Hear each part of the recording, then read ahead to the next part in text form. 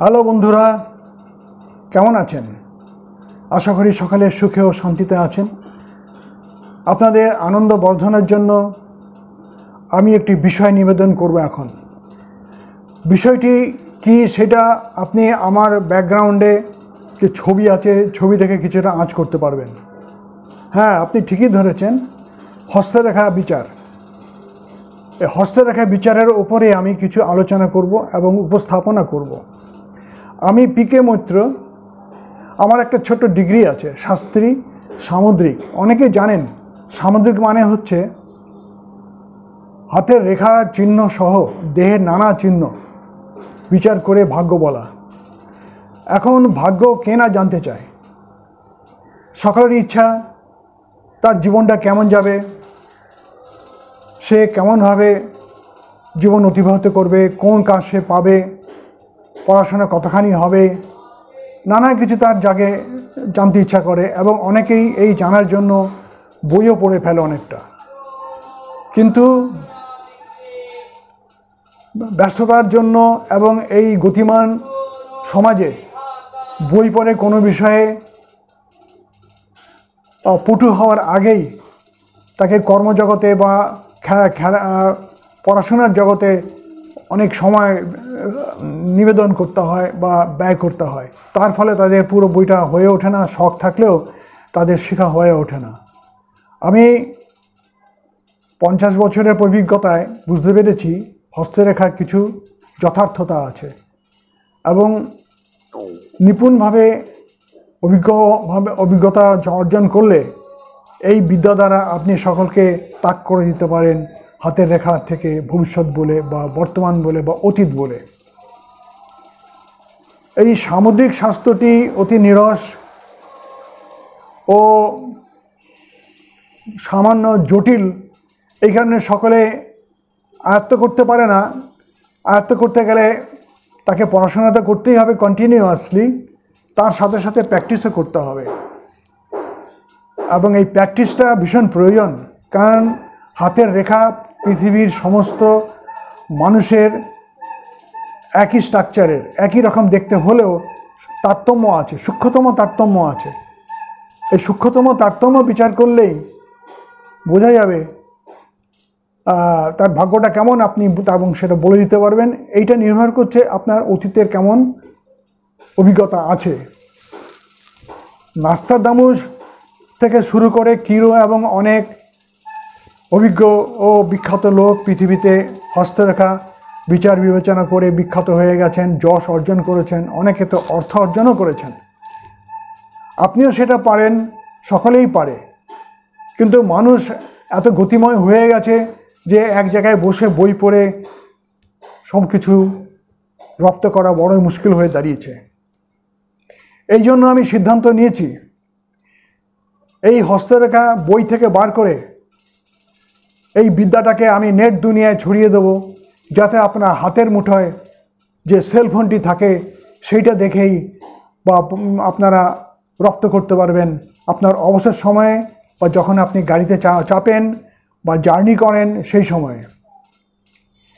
এর ফলে কী হবে, আপনি আপনার যে সুপ্ত বাসনা ছিল, আপনি এই রহস্যটা ভেদ করবেন হাতের রেখার, সেইটা পূরণ হবে। আপনারা সকলেই জানেন ইংরেজিতে হস্তরেখাকে বলা হয় পামিস্ট্রি। পামিস্ট্রি মানে পাম এবং মিস্ট্রি মানে রহস্য। এই রহস্য উদ্ঘাটন করা যায়। রহস্য উদ্ঘাটন করলে প্রতিটি মানুষের জীবনের অতীত, বর্তমান এবং ভবিষ্যৎও বলে দেওয়া যায় খুব সুন্দরভাবে। বিশেষত আমি যেমন শুরু করেছিলাম, যারা পড়াশোনা করছে বা ভবিষ্যতে ক্যারিয়ার তৈরি করবে তাদের কিভাবে চললে সুবিধা হবে বা তাদের গাইডেন্স দেওয়ার জন্য। আমি সেইভাবে প্রফেশনাল জ্যোতিষ নই, কিন্তু আমি দেখেছি তাদের গাইডেন্স দেওয়ার পরে তারা তো ভালো চাকরি পেয়েছে, যথাযথ জায়গায় পোস্টিং পেয়েছে এবং ভালো পড়াশোনা করে উন্নতি লাভ করেছে। এখন সেলফোন তো সকলের হাতেই থাকে। সেলফোন আপনি যখন অবসর সময় সেলফোন বার করে আপনি আমার এই চ্যানেল থেকে চ্যাপ্টারগুলো বার করে আপনি পড়তে পারেন। আমার এই জ্যোতিষের এই হস্তরেখার বিদ্যাটি আমি আপনাদের নিবেদন করব প্রশ্ন উত্তরে। এইটাই প্রথম, বাংলা ভাষায় এই প্রথম প্রশ্ন ও উত্তরে। আমার অভিজ্ঞ ছাত্রছাত্রী তারা আমাকে প্রশ্ন করবে আর আমি তার যথাযথ উত্তর দেব। প্রশ্ন উত্তরে হলে হয় কি, আপনাদের একটা ইন্টারেস্ট গ্রো হয় যে এই প্রশ্নটা করলো, আচ্ছা এর উত্তর কি হবে। তার ফলে আপনাদের হৃদয়ঙ্গম করতে সুবিধা হয়। হাত দেখা বহু লোকেরই ইচ্ছা থাকে কিন্তু হয়ে ওঠে না। ভবিষ্যতে আপনারা যারা এই বিদ্যা রপ্ত করে যথেষ্ট প্রভাবশালী হয়ে উঠবেন, আপনি যশও পাবেন, অর্থপ্রাপ্তি হবে এবং তার ফলে আপনাদের যথেষ্ট প্রশান্তি আসবে, মনের একটা শান্তি আসবে যে হ্যাঁ আমি একটা বিদ্যা শিখলাম। আমরা এখন দ্বিতীয় পরিচ্ছেদে রয়েছি। প্রথম পরিচ্ছেদে আমরা এর আগে অবতারণিকা ছিল, হস্তকরতল, আঙুলের বিভাগ, নখ ও অন্যান্য অ্যালার্ট বিষয় নিয়ে আমরা আলোচনা করেছি। এখন এই দ্বিতীয় পরিচ্ছেদে আমরা যেটা আলোচনা করব সেটা হচ্ছে আঙুলের নাম, আঙুলের পাব, রেখা, চিহ্ন, নখে দাগ, আঙুলের ওপর লোম এবং আঙুল সংক্রান্ত অন্যান্য সমস্ত বিষয়। এখন আরও একটা ব্যাপার আছে, দু তিনটে রেখা যদি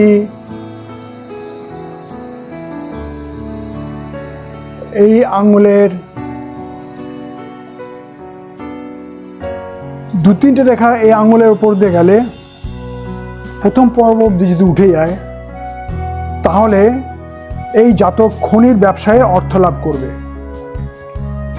এরপরে আসা যাক অনামিকাতে। অনামিকাকে রবির আঙুল বলা হয়। এই আঙুল মধ্যমার সমান লম্বা হলে জাতক জুয়া খেলা এবং ঝুঁকিদার ব্যবসায় রত হয়। তো বোঝা গেল, এই আঙুলটা যদি এই মধ্যমার সমান হয় তাহলে জাতক জুয়া খেলা এবং ঝুঁকিদার ব্যবসায় রত হবে। একটি সরলরেখা এই আঙুলের তিনটি পাব জুড়ে থাকলে সৌভাগ্য সূচনা করে। পাব হচ্ছে এইগুলোকে পাব বলা হয়, 1 2 3টে পাব। একটা সরলরেখা যদি 3টে পাবে থাকে তাহলে ধরে নিতে হবে সৌভাগ্য আসছে, অর্থাৎ এই সৌভাগ্য সূচনা করে। অথচ দু তিনটে রেখা যদি এই 3টে পাব ধরে থাকে তাহলে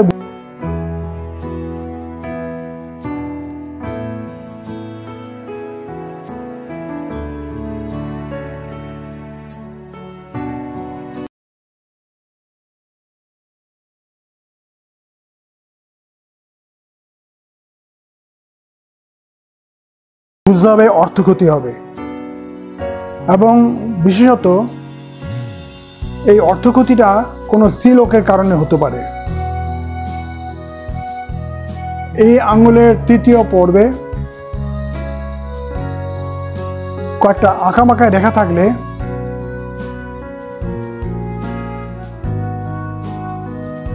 থাকলে জাতক বিপদ এবং দুর্ঘটনা থেকে রক্ষা পায়।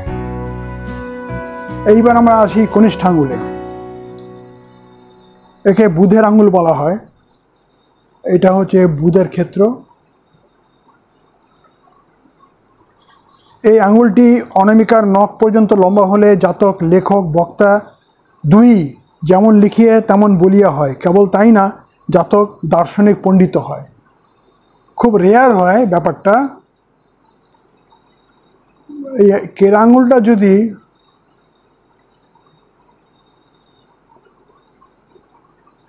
এই অনামিকার নখ পর্যন্ত যায় তাহলে জাতক লিখিয়েও হতে পারে, বলিয়েও হতে পারে, ভালো বলতে পারবেন, ভালো লেকচার দিতে পারবেন আর ভালো লিখতে পারবেন।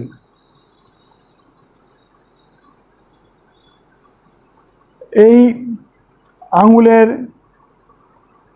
অগ্রভাগ অর্থাৎ এই জায়গাটা যদি ছুঁচলো হয়, তাহলে জাতক আগে থেকেই বুঝতে পারবে ভবিষ্যৎ শুভ অশুভ ঘটনা। এই আঙুলের প্রথম পর্বটি যদি বড় হয়, তাহলে জাতক তার্কিক এবং অধ্যাবসায়শীল হয়। এই আঙুলটির দ্বিতীয় পর্ব বড় হলে, এই পর্বটি যদি বড় হয়, তাহলে জাতক কারবারি বুদ্ধি যথেষ্ট হয়, প্রচণ্ড তীক্ষ্ণ হয়। কিন্তু এইটার যদি লাস্ট এইটাই যদি বড় হয়, তাহলে জাতক জিতবাজ না, এই যদি বড় হয় তাহলে জাতক শট এবং ধারিবাজ হবে। এইবার আসা যাক বুড়ো আঙুলের দিকে। এই আঙুলের প্রথম পর্বটি যদি বড় হয়, তাহলে জাতক তর্ক শক্তি থাকে। তৃতীয় পর্বটি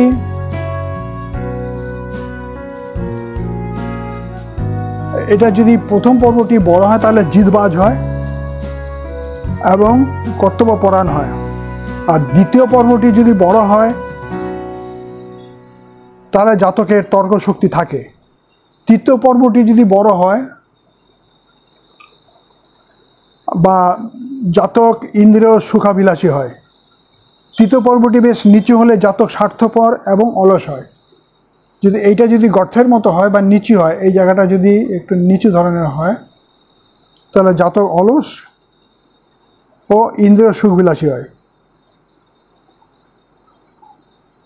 এই বুড়ো আঙুলটি বাইরের দিকে বেশি বেঁকে থাকলে জাতক দানশীল বা অমিতব্যয়ী হবে। অর্থাৎ এই আঙুলটা যদি, এই যে বুড়ো আঙুলটা, এইটা যদি বাইরের দিকে ঝুঁকে থাকে বা বেশি বেঁকে থাকে, তাহলে দানশীল হবে এবং অমিতব্যয়ী হবে। পরের প্রশ্ন।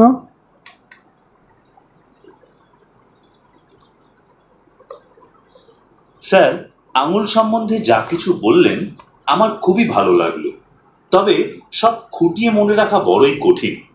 কিন্তু এই আঙুল সম্বন্ধে আরেকটি কথা জানতে ইচ্ছে করছে। কারো কারো আঙুলের প্রথম পর্বে চক্র চিহ্ন থাকে, তার কোনো অর্থ আছে কি? হ্যাঁ, নিশ্চয়ই আছে, খুব আছে। তর্জনী অর্থাৎ এইটা, তর্জনীর প্রথম পর্বে ক্রস চিহ্ন থাকলে, ক্রস চিহ্ন অনেকটা এরকম হয়। ক্রস চিহ্ন থাকলে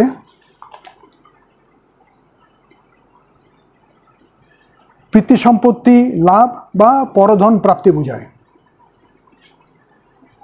মধ্যমার প্রথম পর্বে চক্র চিহ্ন থাকলে হঠাৎ অর্থ লাভ হয়, না থাকলে দৈব বিড়ম্বনায় অর্থক্ষতি বোঝায়। অর্থাৎ এই যে মধ্যমা, এর প্রথম পর্বে যদি চক্র চিহ্ন থাকে, তাহলে হঠাৎ অর্থ লাভ হয়, আর না থাকলে দৈব বিড়ম্বনা অর্থক্ষতি বোঝায়। অনামিকার প্রথম পর্বে চক্র থাকলে বিবিধ উপায়ে বা মিত্র কর্তৃক ধন লাভ বোঝায়, না থাকলে বিবিধ প্রকারের ধন ক্ষতি হয়। অর্থাৎ এই যে অনামিকার এখানেও যদি চিহ্ন থাকে, তাহলে নানা রকমভাবে ধন প্রাপ্তি হয়, আর না থাকলে বিবিধ প্রকারের ধন ক্ষতি হয়। কনিষ্ঠার প্রথম পর্বে চক্র চিহ্ন থাকলে বাণিজ্যে বিপুল অর্থ বোঝায়, না থাকলে বাণিজ্যে ক্ষতি বোঝায়। অর্থাৎ কনিষ্ঠা হচ্ছে এইটা। এতে যদি চিহ্ন থাকে, চক্র চিহ্ন থাকে, তাহলে বাণিজ্যে বিপুল অর্থ লাভ বোঝায়, না থাকলে বাণিজ্যে ক্ষতি। আর বুড়ো আঙুলের প্রথম পর্বে চক্র থাকলে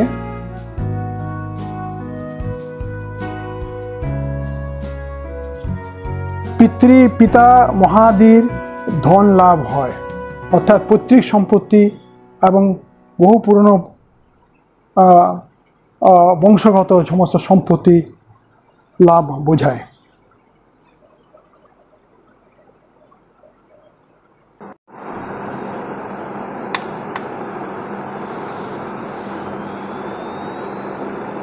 আঙুলের নখের উপর সাদা দাগ দেখতে পাওয়া যায়, এর অর্থ কি?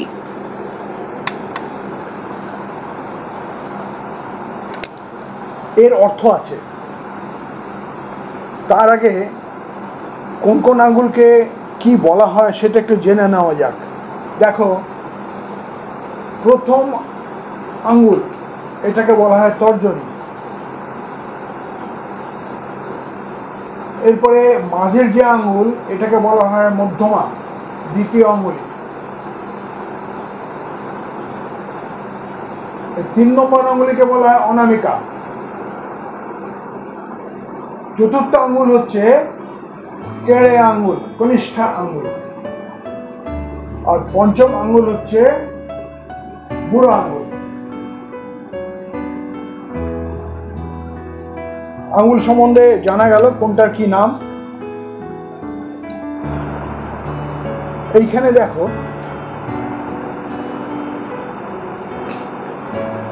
তর্জনীর, এটা হচ্ছে তর্জনী। তর্জনী নখের উপর সাদা চিহ্ন থাকলে ক্রয় বিক্রয়ে লাভ হয়, বোঝা গেল? কেনা বেচা অর্থাৎ ব্যবসায় লাভ হয়, এখানে সাদা রং, সাদা থাকে। মধ্যমা নখের উপর সাদা চিহ্ন থাকলে, এই মধ্যমার নখের উপরে সাদা দাগ থাকলে তাহলে সমুদ্র যাত্রা বোঝায়। এখানে লাল আছে, লালটা ইগনোর করতে হবে, এইরকম পুরো সাদা থাকতে হবে। এই অনামিকার নখের উপর সাদা চিহ্ন থাকলে মান ও ধন দুই বোঝায়, বোঝা যাচ্ছে? অনামিকা খুব ইম্পর্টেন্ট আঙ্গুল, এখানে সম্মান আসে, ধনও প্রাপ্তি হয়। কনিষ্ঠা নখের উপরে সাদা দাগ থাকলে ব্যবসায় উন্নতি তো করবেই, এবং বিজ্ঞান শাস্ত্রে অনুরাগ বোঝায়।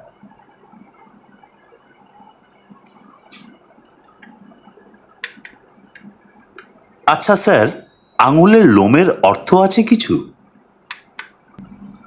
হ্যাঁ, আছে বই কি, মন দিয়ে শোনো।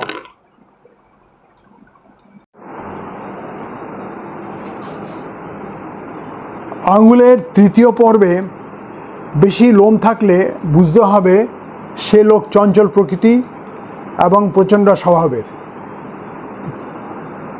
কিন্তু বেশি লোম না থাকলে সে মধুর প্রকৃতি হবে। তৃতীয় পর্বটি কোনটা?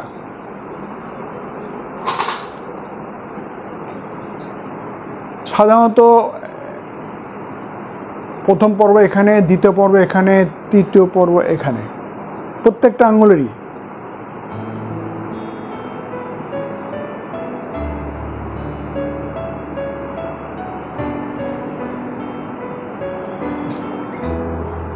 যদি এইখানে লোম থাকে তাহলে বুঝতে হবে সে চঞ্চল প্রকৃতির, আগেই বলেছি, এবং প্রচণ্ড স্বভাবের হয়, কিন্তু বেশি লোম না থাকলে সে মধুর প্রকৃতি।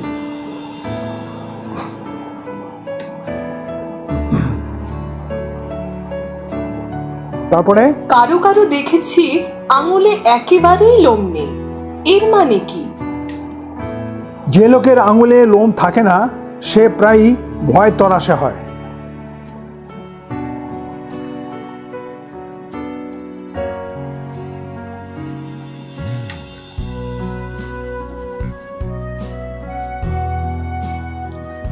চেটোর উল্টো দিকের লোম সম্পর্কে কিছু বলবেন স্যার?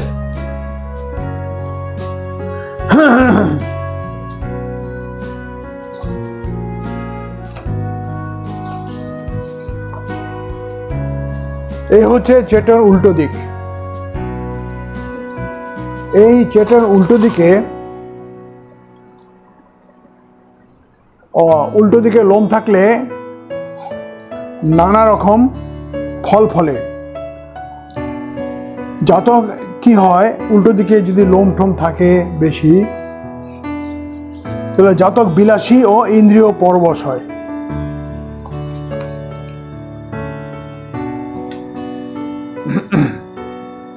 আঙুল সম্বন্ধে আপনি কিছু বলবেন? অনেক কথা বলা যায়, মন দিয়ে শোনো। তর্জনী, যাকে বৃহস্পতির আঙ্গুলি বলে, সেই সম্বন্ধে বলছি। এটা হচ্ছে তর্জনী। তর্জনী এবং মধ্যমা সমান লম্বা হলে অহংকার, আত্মশ্লাঘা এবং প্রতাপ লিপ্সা বোঝায়।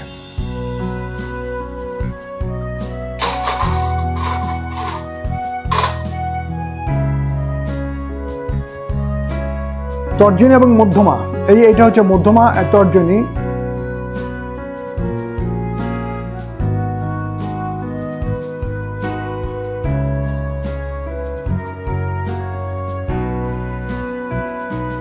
এই দুটো আঙুল যদি সমান লম্বা হয় তাহলে অহংকার, আত্মশ্লাঘা ও প্রতাপ লিপ্সা বোঝায়। প্রথম পর্ব অপর দুই পর্ব অপেক্ষা বড় হলে ধর্মের ভান বোঝায়। তোমাকে পর্বটাকে এবার বোঝাতে হবে আমাকে।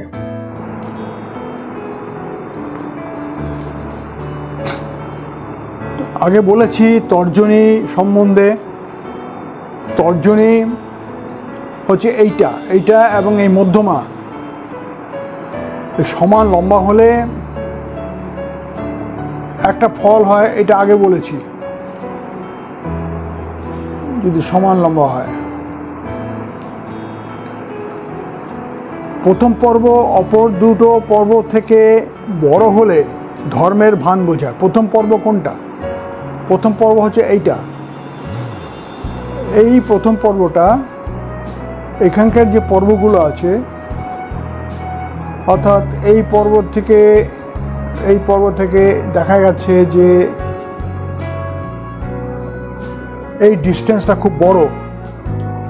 তো প্রথম পর্ব যদি অপর দুটো পর্ব থেকে বড় হয় তাহলে হবে অহংকার, আত্মশ্লাঘা এবং প্রতাপ লিপ্সা। তাছাড়া এরা কিছুটা ধর্মের ভানও বোঝায়। প্রথম পর্ব লম্বা এবং ছুচলো হলে যথার্থ ধর্মশীলতা বোঝায়। প্রথম পর্বটা যদি ছুচলা হয়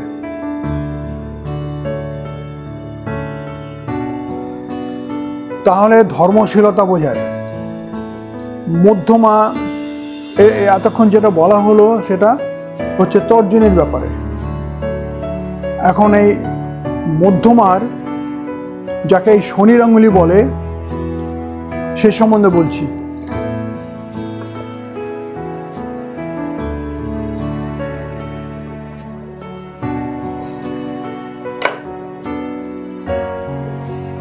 আমরা তর্জনী সম্বন্ধে আরো একবার আলোচনা করছি। এটা হচ্ছে তর্জনী। তর্জনী এবং মধ্যমা। তর্জনী যদি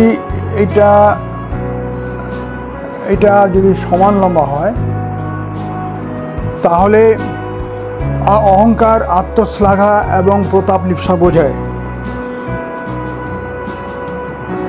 প্রথম পর্ব অপর দুটো পর্ব থেকে বড় হলে ধর্মের ভান বোঝায়। এখন এই যে প্রথম পর্ব, এখানে একটা পর্ব, এখানে একটা পর্ব, কিন্তু এটা যদি এই দুটো থেকে এটা যদি বড় হয় তাহলে ধর্মের ভান বোঝায়। এরা এমন ভান করে যেন খুব ধার্মিক, কিন্তু প্র্যাকটিক্যালি তেমন নয়। আবার এই প্রথম পর্ব যদি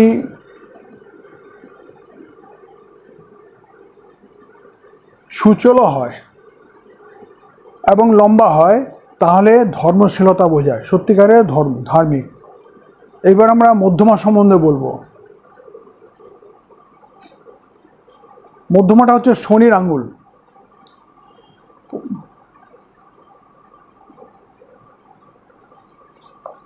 মধ্যমা অন্য আঙুল থেকে একটু বড় এবং মোটা হলে জাতক তন্ত্রশাস্ত্র, যোগ এবং জ্যোতিষশাস্ত্রে বিশারদ হয়।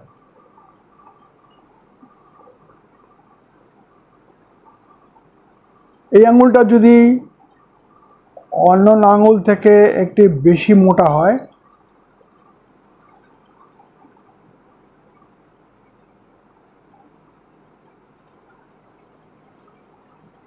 এই আঙুলটা মোটা হলে তাহলে এর জাতক তন্ত্রশাস্ত্র, যোগ এবং জ্যোতিষশাস্ত্রে বিশারদ হয়। এই আঙুল আঁকা বাঁকা হলে জাতক নিষ্ঠুর প্রকৃতির হয়, হত্যা করতেও দ্বিধা করে না। এইবার দেখা যাক আঁকা বাঁকা কেমন।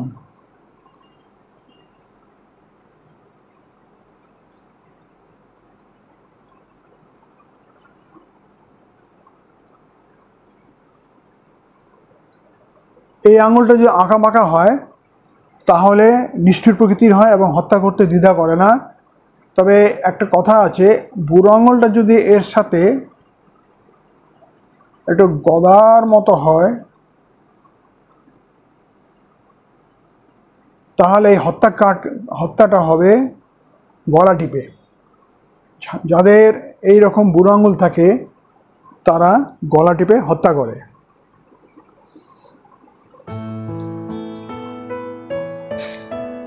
এরপরে 2-3টি রেখা এই আঙুলের তৃতীয় পর্ব হতে উঠিয়া প্রথম পর্বে উপর পর্যন্ত বিস্তৃত হলে জাতক খনির ব্যবসায় অর্থ লাভ করে। অর্থাৎ প্রথম পর্বটা এইটা, তা তৃতীয় পর্ব থেকে উঠবে। অর্থাৎ তৃতীয় পর্ব থেকে এখান থেকে রেখা যদি এইভাবে ওঠে এবং এই রেখা শুধু একটাই না কয়েকটা হতে পারে, তাহলে খনির ব্যবসায় লাভ হয়। এটা একটু মনে রাখবে। মধ্যমার শনির আঙুল আর কি, এরকম রেখা যদি ওপর দিকে ওঠে তাহলে খনির কাজে লাভ হয়। এরপর আমরা অনামিকাতে যাব। অনামিকা হচ্ছে রবির আঙুল। এই আঙুল মধ্যমার সমান লম্বা হলে জাতক জুয়া খেলা এবং ঝুঁকিদার ব্যবসায় রত হয়। অর্থাৎ এটা যদি মনে করো বড় হয়ে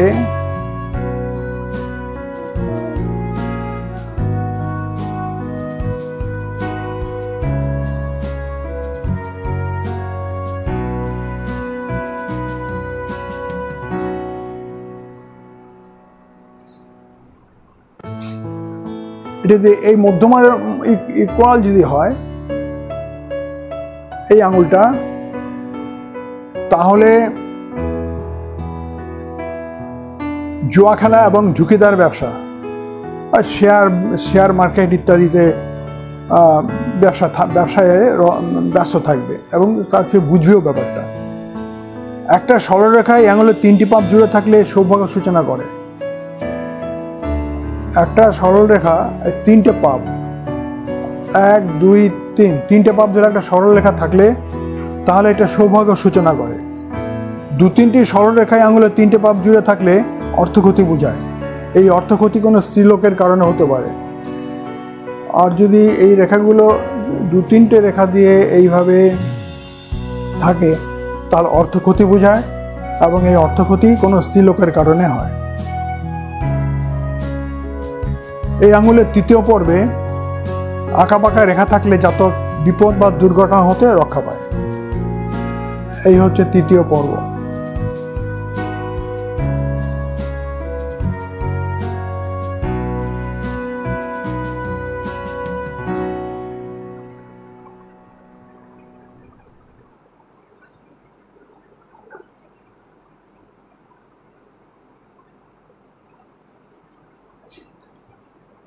এখানে যদি আঁকা বাঁকা রেখা থাকে তাহলে দুর্ঘটনা এবং অন্যান্য খারাপ বিষয় থেকে রক্ষা পায়, যাতে আর কোনো বিপদ না আসে। কনিষ্ঠাঙ্গ, এবার আমার কনিষ্ঠাতে যাব। এই কেড়ে আঙুলটা, এই কনিষ্ঠা আঙুলে যদি নখ পর্যন্ত লম্বা হয়, অর্থাৎ এইটা যদি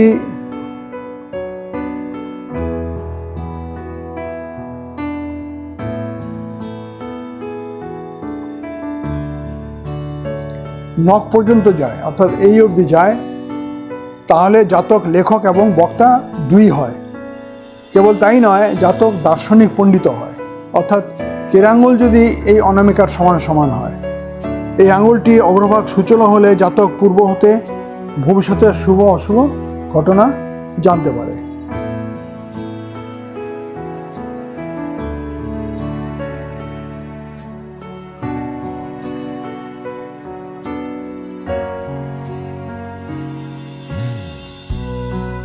এই আঙুলটার এই দিকটা যদি সূক্ষ্ম থাকে এবং সূচনা থাকে, তাহলে ভবিষ্যতের ব্যাপারটা আগের থেকেই অশুভ ব্যাপার আঁচ করতে পারে। এই আঙুলের প্রথম পর্ব বড় হলে জাতক তার্কিক এবং অধ্যাবসায়শীল হয়। অর্থাৎ এই যে প্রথম পর্ব,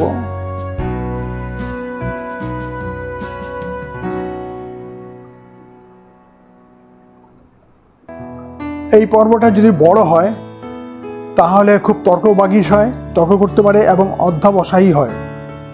এই আঙুলটির দ্বিতীয় পর্ব বড় হলে জাতকের কারবারি বুদ্ধি তীক্ষ্ণ হয়। দ্বিতীয় পর্ব এইটা।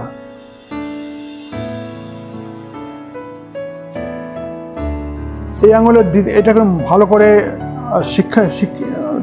শিক্ষা নিতে হবে এবং মনে রাখতে হবে যে এই যে দ্বিতীয় পর্ব, এইটা যদি বড় হয় তাহলে জাতকের কারবারি বুদ্ধি হয়, মানে প্রচণ্ড ব্যবসায়ী হয়, ভালো ব্যবসায়ী। এই আঙুলের তৃতীয় পর্ব বড় হলে জাতক শর্ট এবং ধাড়িবাজ হয়।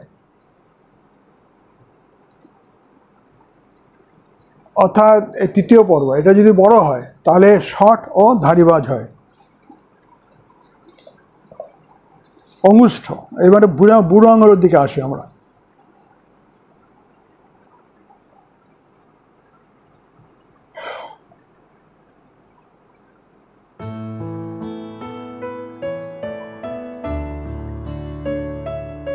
এই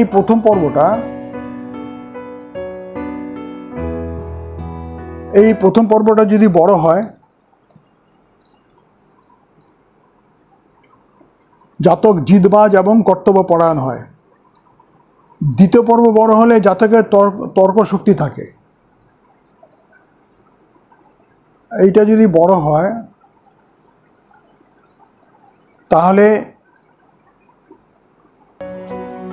জাতকের তর্ক শক্তি থাকে। আর তৃতীয় পর্ব, যেটা শুক্রের ক্ষেত্রে বলে, বেশ উঁচু হলে জাতক ইন্দ্রিয় সুখাভিলাষী হয়।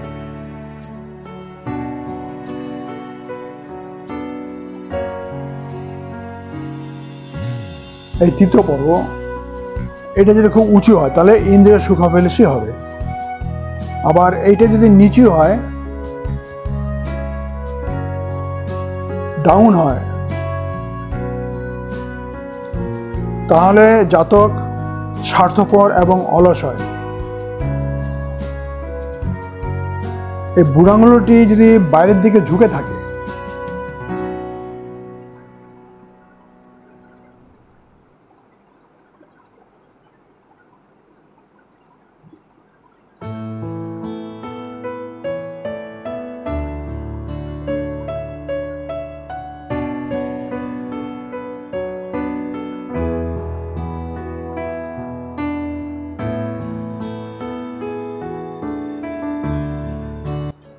এই বুড়ো আঙুলটা যদি বাইরের দিকে ঝুঁকে থাকে তাহলে দানশীল হয়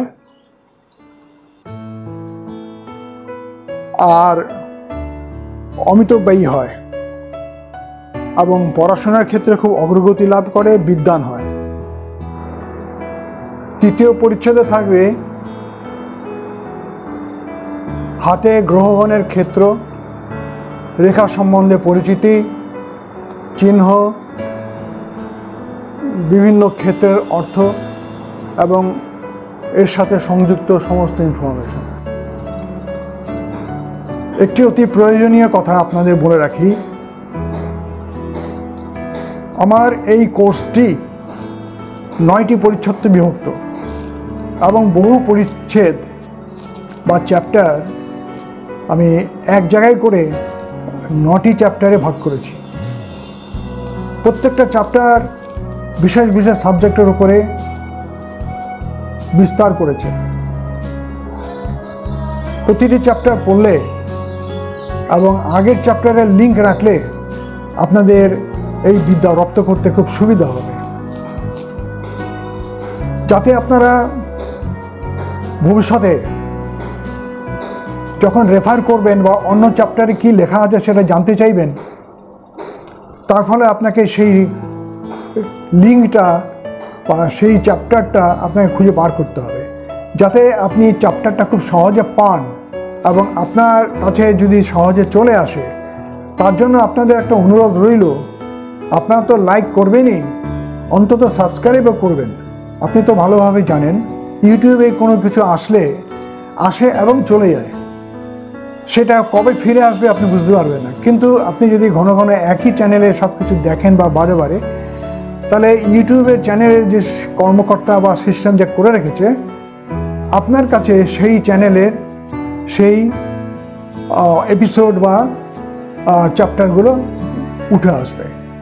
তাতে আপনাদের অনুরোধ রইল যে আপনারা অন্তত লাইক এবং সাবস্ক্রাইব করবেন। নমস্কার রইল, আপনাদের জ্যোতিষ শিক্ষার দিকে এগিয়ে যান। আমরা দেখব আপনারা কত উন্নতি করেন, এটাই আমার কাম্য।